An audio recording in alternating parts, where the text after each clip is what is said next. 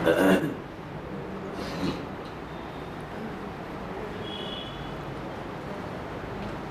بالله من الشيطان الرجيم.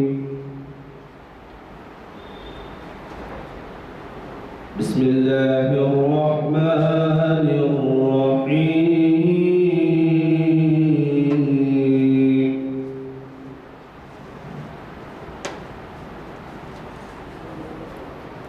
ألم نشرح لك صدرك ووضعنا عنك وزرك الذي أنقض ظهرك ورفعنا لك ذكرك فإن مع العسر يسرا إن مع العسر يسرا فإذا فرغت فانصب وإلى ربك فارغب. صدق الله العظيم. أعوذ بالله من الشيطان الرجيم. بسم الله الرحمن الرحيم. الله ولي الذين آمنوا يخرجهم من الظلمات إلى النور. صدق الله العظيم.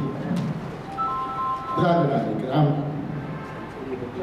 یہ سورہ بقرہ کی 257 آیت کا ابتدائی حصہ ہے، جس کے معنی ہیں اللہ ولی الذین آمنوا، جو لوگ ایمان لاتے ہیں تو ان کا اللہ کارساز ہو جاتا ہے، ان کا اللہ ولی اور مددگار ہو جاتا ہے۔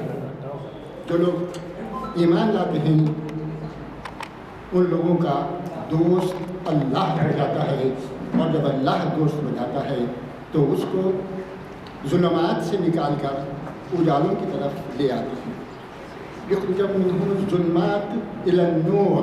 اب ظلمات کے معنی اندھیروں سے مراد کفر کے اندھیرے جو خلاف شرعی احکام کی ہوتی ہیں، ان راستوں سے ہٹا کر اللہ تعالیٰ ان کو نیک راہوں پر صحیح راہ و عمل صراط مستقیم کی ہدایت کرتا ہے، اور ان کو اللہ تعالیٰ جو ہے نیک راہوں پر چلاتا ہے۔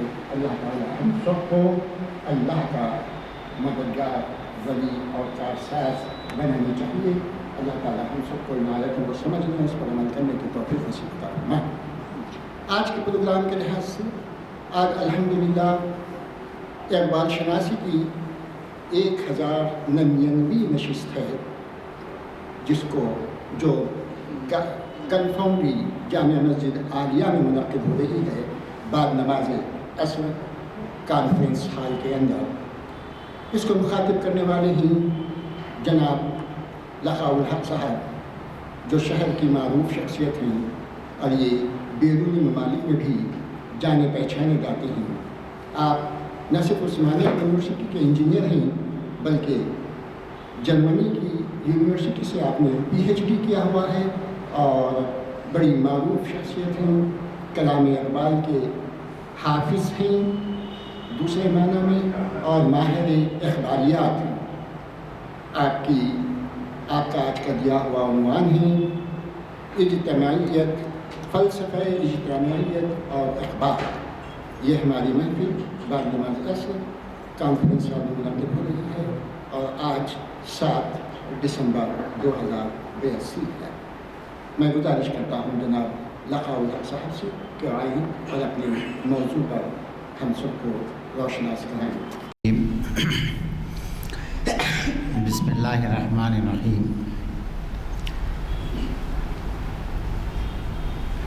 میرے محترم بھائیوں، السلام علیکم۔ میرے محترم بھائیوں، اصل میں معافی چاہتا ہوں آپ لوگوں سے۔ یہ عنوان جو آج میں آپ کے سامنے بول رہا ہوں، یہ تقریباً آج سے 1 مہینہ پہلے ہونا چاہیے تھا، مگر چونکہ میری طبیعت کچھ ناساز ہو گئی تھی، اس لیے یہ جو ہے ذرا مؤخر ہونا پڑا۔ آج کا جو عنوان ہے وہ اقبال اور قرآن کا کچھ ملا جلا سا جو ہے نا عنوان ہے یہ، اور جہاں تک ہو سکے ممکن ہو سکے مجھ سے کوشش کروں گا کہ کچھ آپ کو قرآن سے اور کچھ کلام اقبال سے اس عنوان کے اوپر آپ کے سامنے روشنی ڈالوں۔ عنوان کی اہمیت وہ تو ظاہر ہے کہ فلسفہ اجتماعیت ایک ایسی چیز ہے میرے بھائیوں جس کی ضرورت دنیا میں ہر ایک آرگنائزیشن کو، ہر ایک قوم کو، ہر ایک ملت کو، چاہے وہ کوئی ہو، اس کو جو ہے وہ اس ضرورت سے کوئی انکار نہیں کر سکتا۔ ہماری دکنی زبان کا ایک محاورہ ہے کہ اکیلا چنا کبھی پھاڑ نہیں پھوڑ سکتا۔ تو یہ آپ دیکھتے ہوں گے کہ جو لوگ یہ جو مرمورے پڑانے وغیرہ بنانے والے لوگ ہوتے ہیں، وہ اگر انہیں ایک چنا ڈالے کڑھائی کے اندر اور اس کو پورا چنا بنانے کی کوشش کرے تو نہیں ہو سکتا، پورے کا پورا ایک کافی بلک اس میں ڈالنا پڑتا ہے، جب جا کے جو ہے وہ پھوٹتا ہے۔ بھاڑ جو ہے پھوٹنا اسی کو کہتے ہیں۔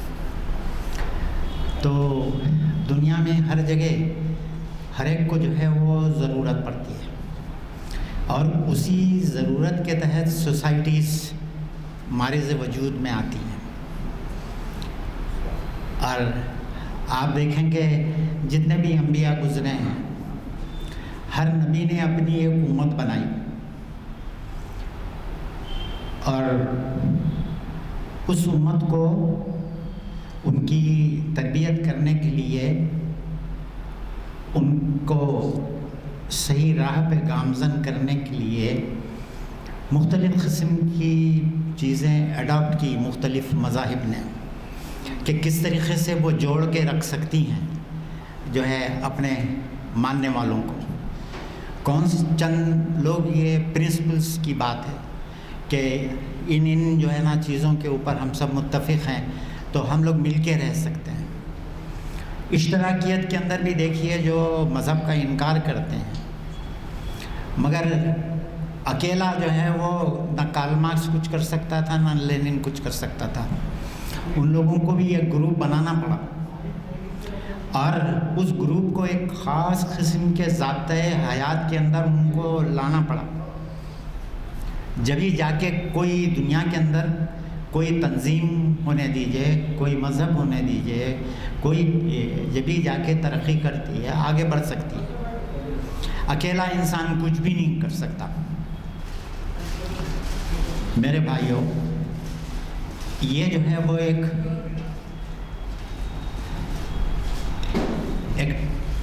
بہت بڑا علم ہے جس کے اوپر بہت سے ریسرچ اسکالرس نے کام کیا ہے،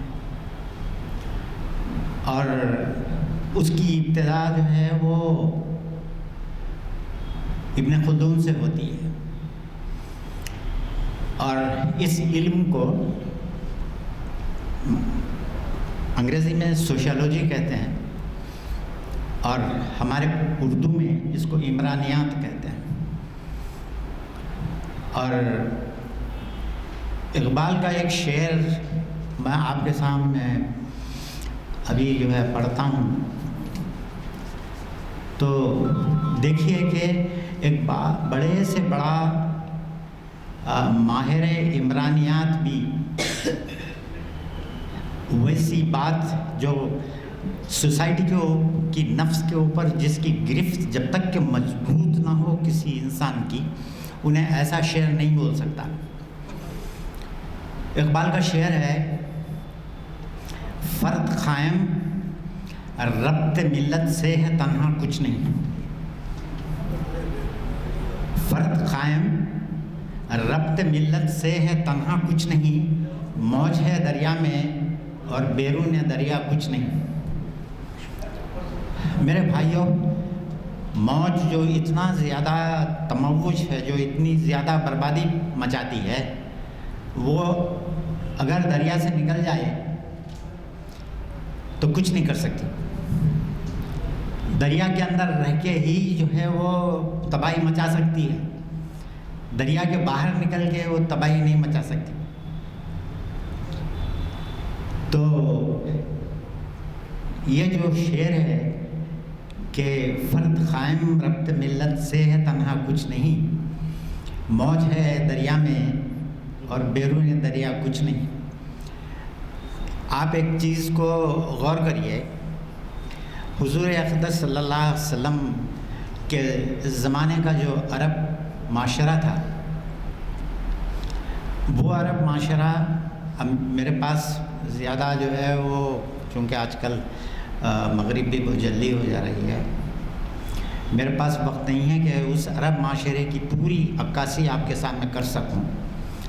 بہرحال میں آپ کو صرف اتنا بتانا چاہتا ہوں کہ ان کی جو عرب معاشرے کی جو حالت تھی، ان کی اخلاقی حالت یہ تھی کہ عورتیں تک ننگا طواف کرتی تھیں خانہ کعبہ کا، اور وہ شراب کے رسیہ تھے،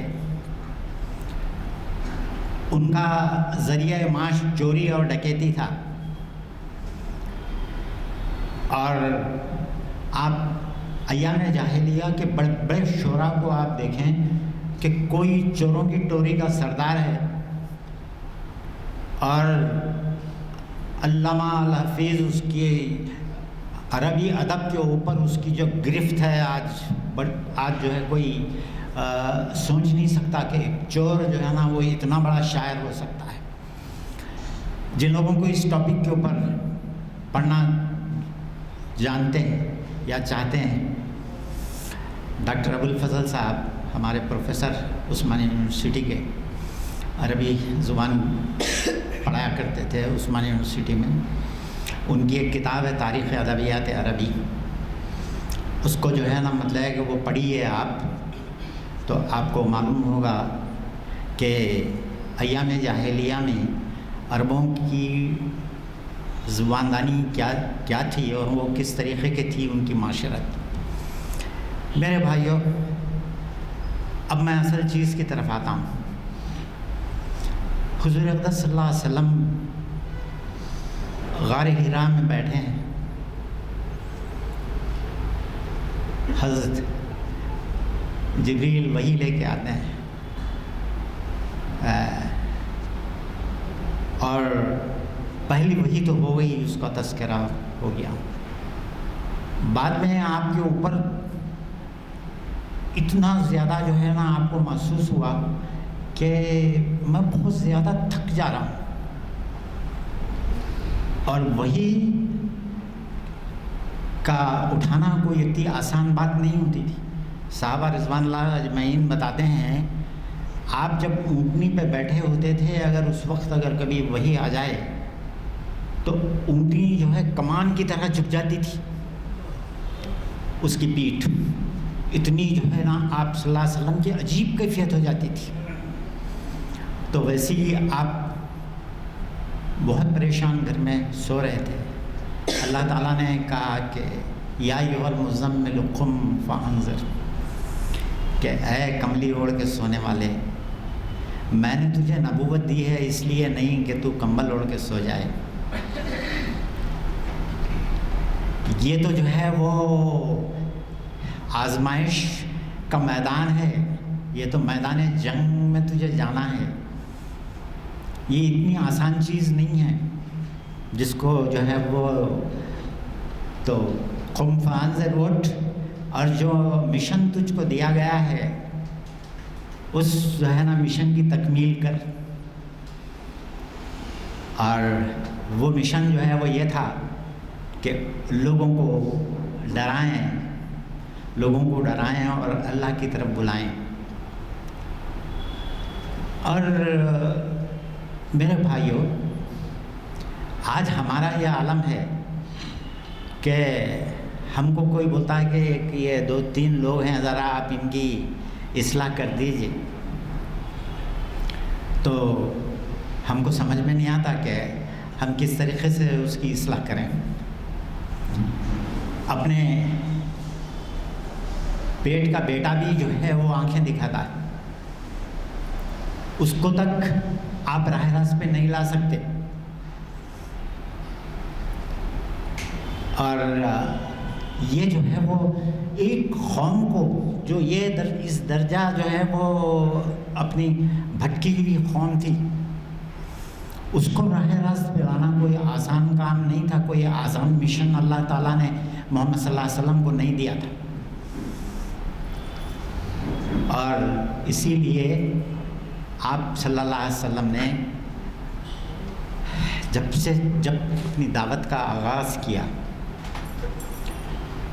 تو لوگوں کو جوڑنا شروع کیا، کیونکہ اکیلا اگر میں جو ہے نا بولے جائیے لکھا اللہ صاحب مسجد میں نماز پڑھیے، جا کے گھر میں سو جائیے، تو یہ دین تو کوئی اتنی آسان سی بات ہے کہ یہ کوئی مشکل ہے ہی نہیں۔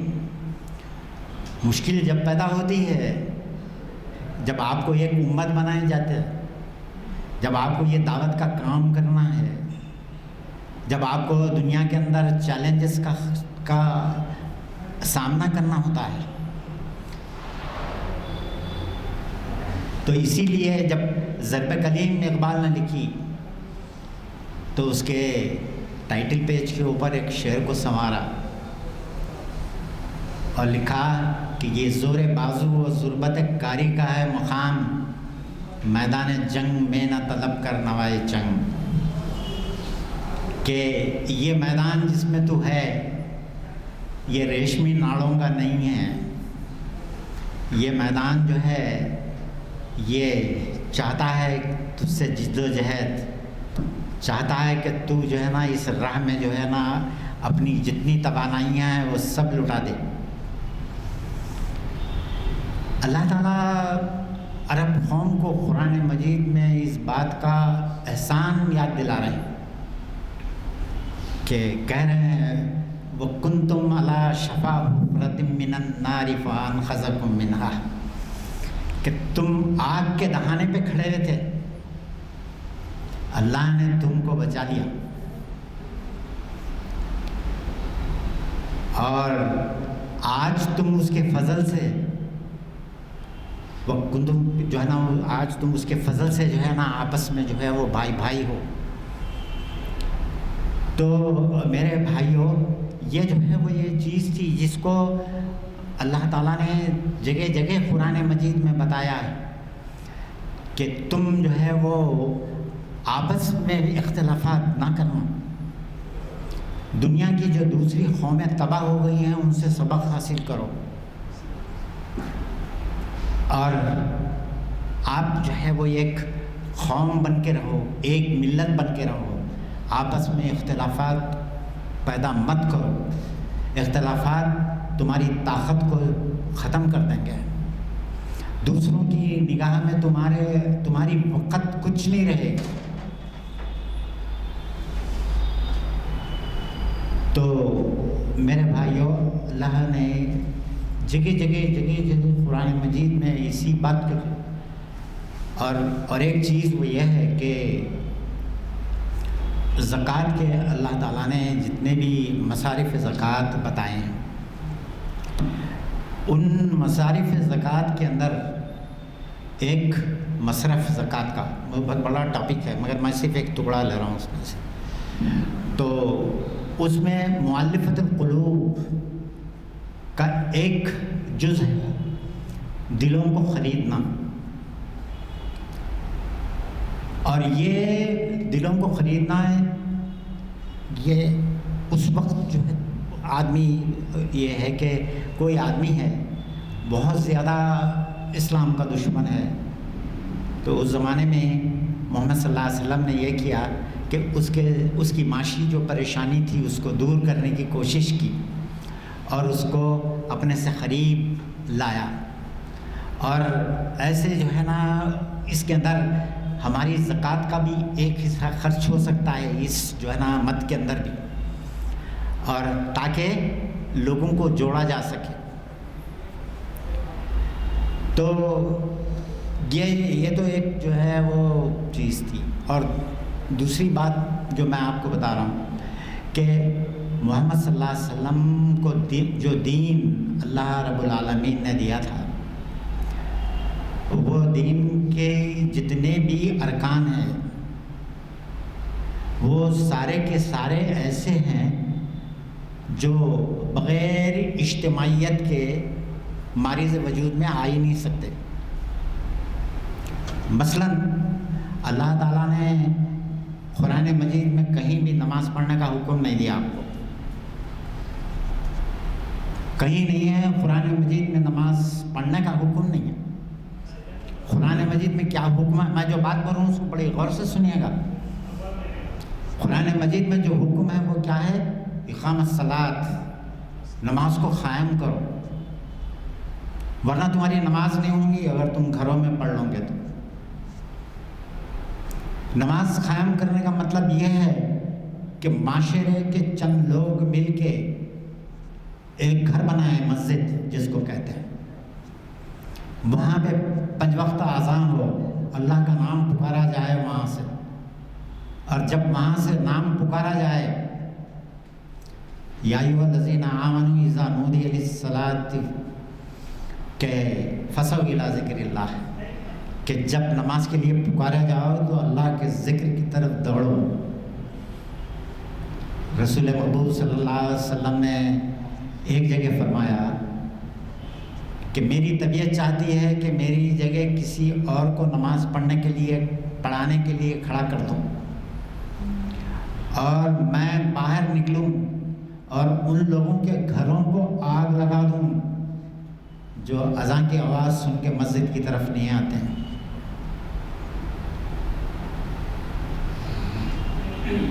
اور یہی اجتماعیت ہے کہ سب مل کے نماز پڑھو. اکیلی نماز نہیں ہوتی ہے، نہ اس کی کوئی اس کی ویلیو ہے، نہ کوئی اس کی وقت ہے. نماز جو ہے، ہاں کوئی آدمی لنگڑا ہو گیا ہے، للا ہو گیا ہے، بیڈ ریڈن ہے، تو انہیں تو ظاہر ہے کہ وہ رہیں گا. ہماری شریعت اندھی نہیں ہے. اللہ کے رسول نے ہم کو جو ہے نا وہ رخصت کب ہم کو رخصت ہے وہ بھی بتایا ہے. پوری تعلیمات آپ صلی اللہ علیہ وسلم دی ہیں. ایک کوڈ آف کنڈکٹ ہے اس کے تعلق سے. ایک ہمارا مذہب جو ہے نا ایک بہت بہترین مذہب ہے. تو یہ جو ہے وہ آپ دیکھیے کہ نماز کو پورے طریقے سے اذان دی جاتی ہے اور سارے لوگ مل کے نماز پڑھتے ہیں، اور جب امام سلام پھیر دیتا ہے تو سارے لوگ سلام پھیر دیتے ہیں.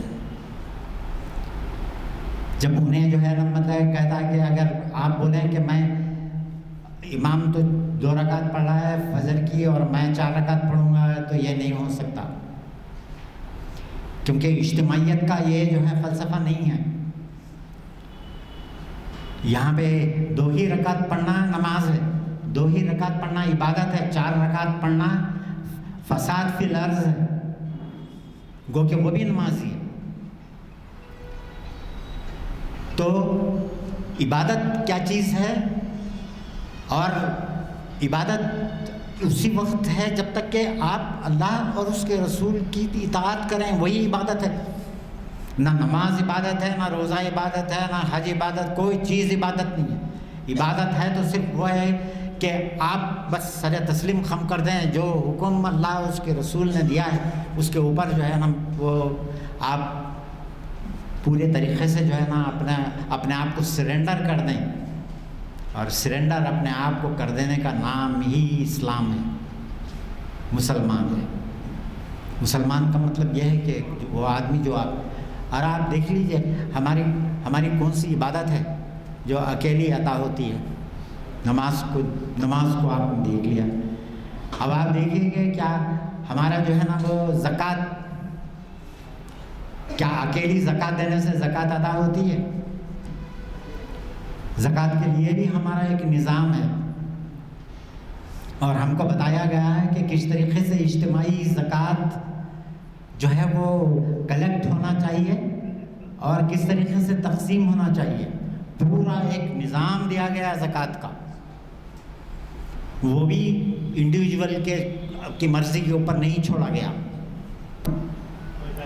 نصاب بھی طے کر دیا گیا، جانوروں کے اوپر اتنی زرعی جو ہے نا پیداوار کے اوپر اتنا، زمین سے جو معدنیات نکلتی ہے اس کے اوپر اتنا، مویشیوں کے اوپر اتنا، سونے پہ اتنا، جو ہے وہ چاندی پہ اتنا، پیسے پہ اتنا، ساری جو ہے وہ چیزیں بتا دی گئی۔ مگر انڈیویجولی ادا کرنے، آج آپ دیکھیے کہ ہر آدمی اپنے تئیں جو ہے زکوٰۃ دے لیتا ہے، جس کو دے رہا ہے پتہ بھی نہیں کہ وہ آدمی مستحق ہے بھی یا نہیں ہے، دے رہے ہیں بس آپ۔ وہ ایسا نہیں ہے۔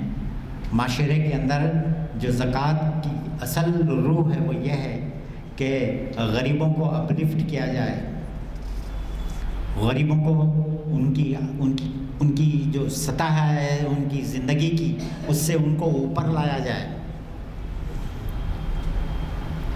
اور جب تک وہ اجتماعی طور پہ نہیں کی جاتی ہے، سمجھے آپ، تو قرآن میں جو ہے نا آپ جگہ جگہ دیکھیے، ابھی جیسا کہ میں نے بتایا کہ مسافروں کے اوپر خرچ کر سکتے ہیں، غریبوں کے اوپر، اور ساری جو ہے وہ اللہ تعالیٰ نے بتایا کہ کن کن عاملین علیہا، جو لوگ اس کے اندر کام کرتے ہیں، وہ انسٹیٹیوشن کے اندر زکوٰۃ کا ایک بہت بڑا انسٹیٹیوشن ہے،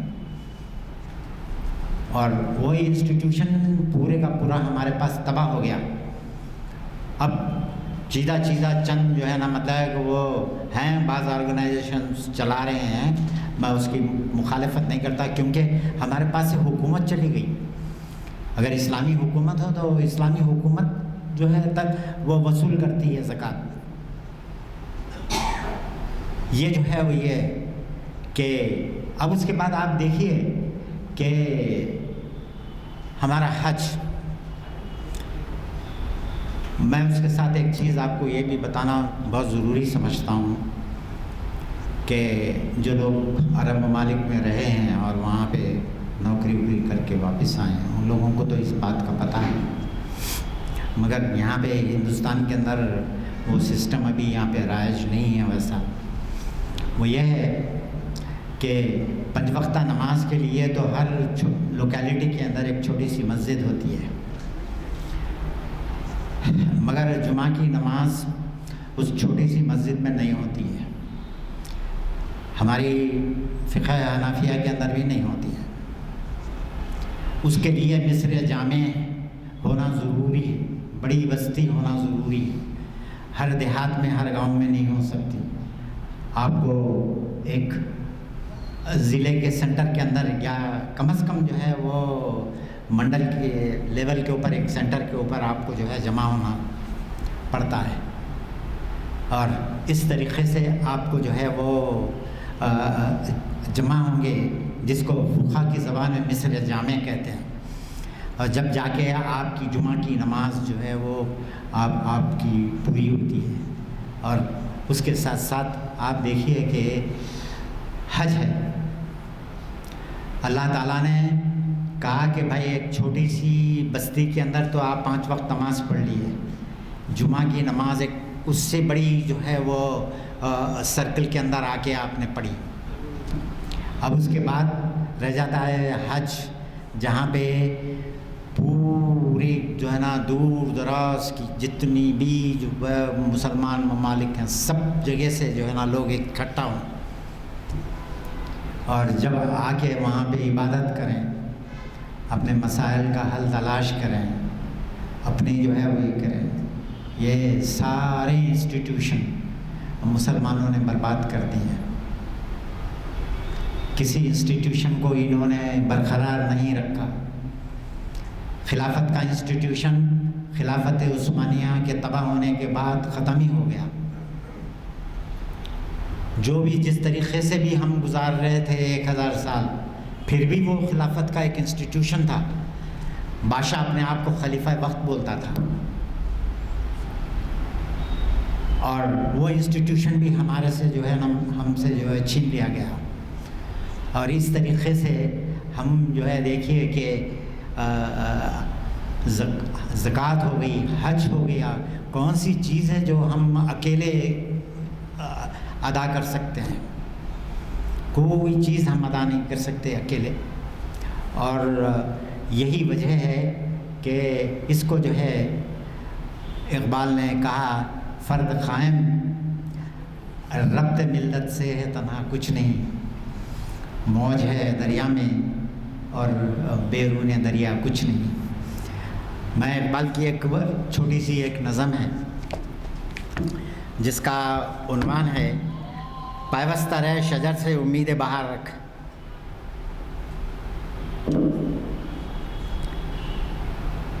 تو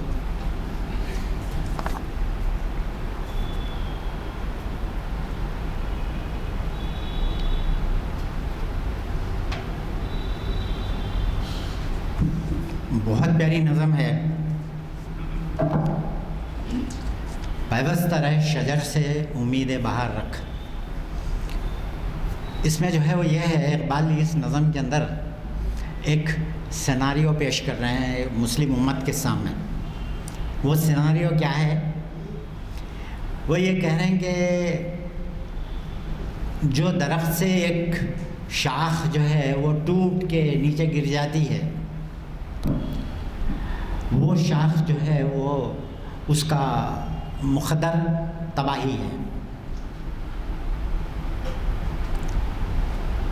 نہ اس کے اوپر کبھی نہ پھل آ سکتا ہے، نہ کبھی پھول آ سکتا ہے، نہ وہ کبھی ہری بھری ہو سکتی ہے. کچھ نہیں ہو سکتا جو شاخ جھاڑ سے ٹوٹ جائے. عنوان نظم کا پیوستہ رہ شجر سے امید بہار رکھ، کہ جو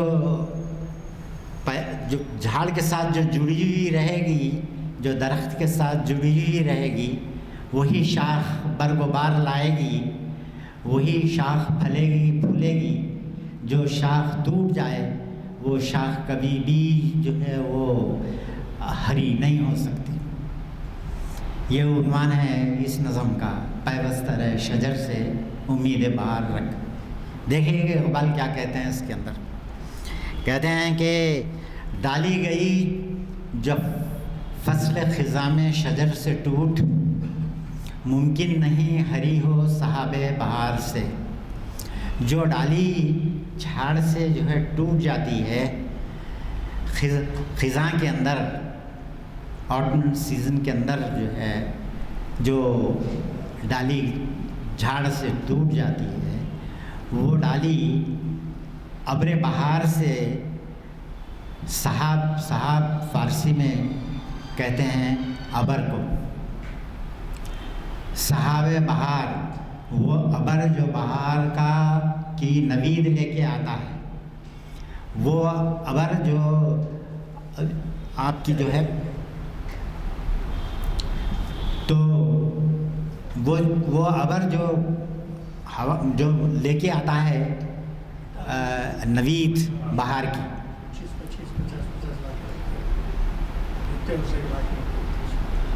ہو گیا بھائی طرح تو اس کے بعد بولتے ہیں ہے لازوال عہد خزاں اس کے واسطے، کچھ واسطہ نہیں ہے اسے برگ و بار سے. کہ اس کے لیے جو ہے لازوال ہے کہ کبھی وہ ہری نہیں ہو سکتی. عہد خزاں اس کے واسطے لازوال ہے، کبھی اس کے اوپر بہار نہیں آ سکتی. کچھ واسطہ نہیں ہے اسے برگ و بار سے. ہے تیرے گلستان میں بھی فصل خزاں کا دور. آج دیکھیے اقبال یہ نظم ایسا لگ رہا ہے کہ اقبال نے آج لکھی یا کل کے اخبار میں چھپی ہے. تیرے گلستان میں بھی فصل خزاں کا دور، کہ تیرے گلستان کے اندر جو ہے نا آج ایسا لگ رہا ہے کہ تیرے پاس بھی بہار رخصت ہو چکی ہے، اور خزاں جو ہے وہ تیرے دروازے پہ دستک دے رہی ہے. میرے بھائیوں، اقبال جس زمانے میں انہوں نے یہ نظم لکھی وہ دور تھا پارٹیشن کا، پارٹیشن سے پہلے کا۔ اس وقت بھی مسلم امت عجیب و غریب انتشار میں اور خلفشار کے اندر مبتلا تھی۔ اس کو سمجھ میں نہیں آ رہا تھا کہ جائیں تو جائیں کدھر۔ قائد اعظم محمد علی جناح نے تو پاکستان بنایا، وہ پاکستان بنایا الگ ہو گئے، مگر ایک بہت بڑا کوشچن مارک وہ چھوڑ گئے کہ آپ ایک پوری بر صغیر کی جتنی مسلم آبادی تھی اس کا 25% لے کے آپ ایک کونے میں ہو گئے، باقی 75% کا کیا ہوگا؟ تو یہ جو ہے نا مطلب ہے کہ وہ ایسے حالات تھے جس میں ہندوستان کا ہر مسلمان سوچنے پہ مجبور تھا، اور جو پریڈکشنز اس زمانے میں ہو رہے تھے، اس زمانے میں ابھی فرقہ وارانہ کشیدگی کی وہ حالت نہیں تھی جو آج آپ کو نظر آ رہی ہے، اور یہ جو 70 سال کے اندر انہوں نے گراؤنڈ ورک کر کے ابھی سخت تو حالت اب یہ ہو گئی ہے کہ کبھی آپ سوچ نہیں سکتے۔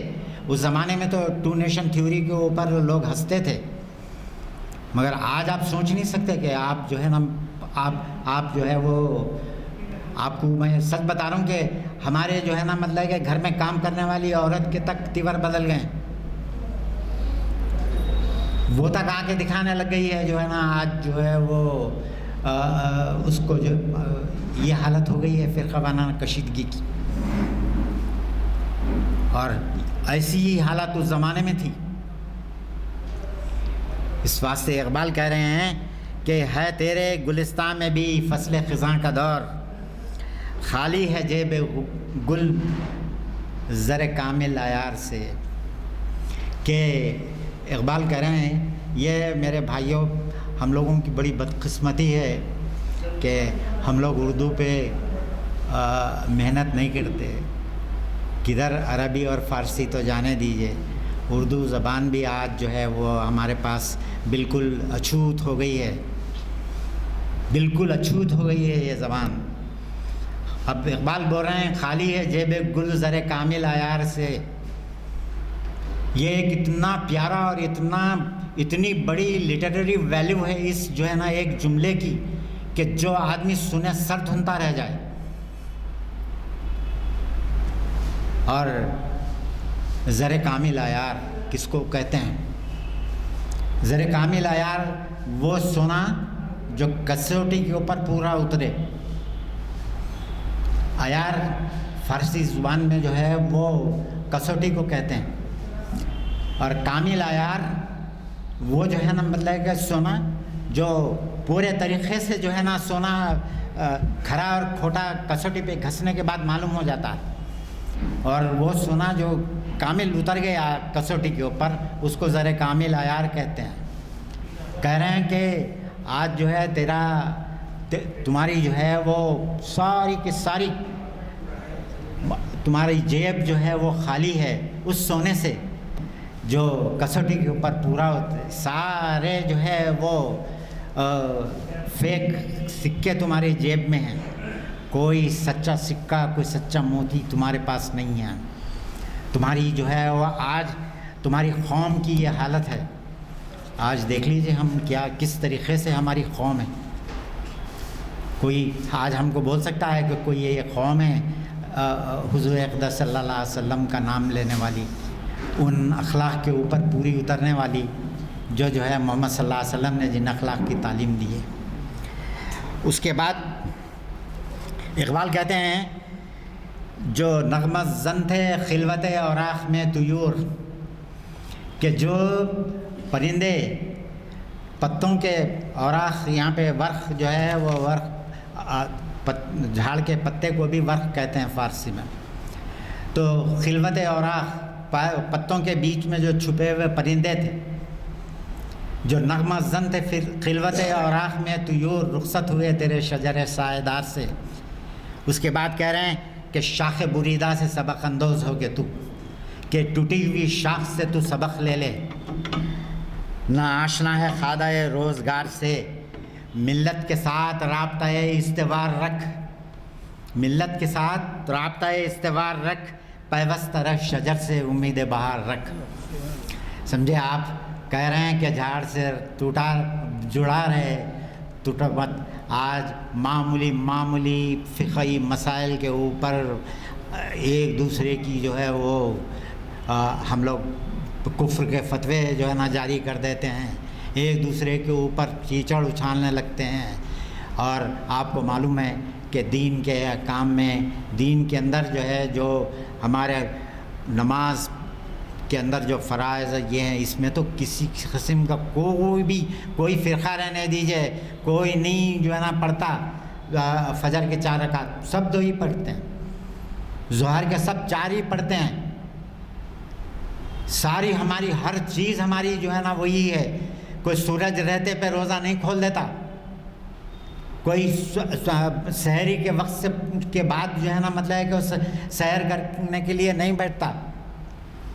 جب ہماری یہ ساری چیزیں ایک ہیں تو آج ہم کیوں خواہ کی جو ہے وہ تو شیعہ، تو سنی، تو جماعت اسلامی کا، تو تبلیغی جماعت کا، تو دیوبندی، تو بریلوی، یہ کیا جو ہے نا مطلب ہے کہ ہم لوگوں نے اپنے درمیان جو ہے وہ کون سی ہم نے جو ہے نا وہ ڈال لی ہیں، جو ہے وہ دیواریں کھڑی کر لی ہیں. اور کسی کا ایک بہترین شعر یاد آ رہا ہے، اتنی دیواریں اٹھیں ایک گھر کے درمیان، گھر کہیں گم ہو گیا دیواروں در کے درمیان. سمجھا ہے؟ اتنی دیواریں اٹھی، ہاں اتنی دیواریں اٹھیں دیواروں در کے درمیان، گھر کہیں گم ہو گیا دیواروں در کے درمیان. میرے بھائیوں، اگر ہم لوگ راہ راست پہ نہیں آئے، ہم لوگوں نے ان اختلافات کو نہیں چھوڑا، اور ہم لوگ اگر متحد اور متفق نہیں ہوئے، اور اس وقت آپ پاکستان کو جانے دیجئے یا افغانستان کو جانے دیجئے، سارے لوگ جانے دیجئے، بر صغیر کے ہندوستان کے مسلمانوں کو جب تک کہ وہ ایک جٹ نہیں ہو جائیں گے، ہم اس سیلاب کا جو ہمارے دروازے کے اوپر کھڑا ہے اس کا مقابلہ نہیں کر سکیں گے. اور یہ یاد رکھ لیجئے، اگر ہم نے ایسا کیا تو پھر جو ہے نا ہم اپنے دین کے اوپر ثابت قدم نہیں رہ سکیں گے. اور ہم جو ہے نا اسی لیے آج ہمارا بچہ بھی جو ہے نا جے سری رام بولنے کے اوپر مجبور ہو جائیں گا. اللہ ہم کو ایسی سچویشن سے محفوظ رکھے. اور آخر دعوانا الحمدللہ رب العالمین. السلام علیکم حضرات. آپ لوگوں کے تعاون کی وجہ سے آج ہماری یہ نشست اس بڑے فگر کو پہنچی ہے. اب اس کے لیے اگلی مرتبہ آپ دیکھ رہے ہیں کہ نشست 1100ویں، تو جی 1100ویں نشست ہے. ظاہر ہے کہ آپ ہم سب یہی چاہیں گے کہ اس کو ہمیشہ ہم جس طرح سے ایک لینڈ مارک کے طور پہ استعمال کرتے ہیں. اگلی نشست ہماری ایک لینڈ مارک ہے، 1100ویں نشست. آپ یہ اندازہ لگائیے کہ اتنی پابندی سے نشستیں ہوتی رہی ہیں اور علم کی شمع جلائی جاتی رہی. تو ایسے میں ہم نے یہ سوچا ہے کہ 1100ویں نشست کے لیے ہمارے شمس الدین صاحب جو نائب صدر بھی ہیں وہ ساتھ بیٹھے اور ہمارے لیے اگلے نشست کا پروگرام بنائے ہیں. میں سمجھتا ہوں کہ اب اس کے لیے آمادہ ہیں آپ حضرات، آپ اور ناظم صاحب. تو اور کوئی چاہتے ہیں تو ساتھ ان کا بیٹھ سکتے ہیں. اگر کسی قسم کے کوئی تجاویز آپ رکھنا چاہتے ہیں تو اس اگلی نشست کے بارے میں تو آپ ان سے مل کے ان سے ذکر کیجیے اور اس کے اوپر عمل ہوگا. اور اب اعلامیہ تو چھپ کے آ گئے ہیں، تقسیم بھی ہو گئے ہیں اعلامیہ، اور آپ مزید چاہیں تو کچھ اعلامیہ کی تعداد لیتے جائیے اور اپنے اپنی مساجد میں ان کا ذکر بھی کیجیے تاکہ لوگ ایک لینڈ مارک نشست میں شرکت کر سکیں. میں دعا کی گزارش کروں.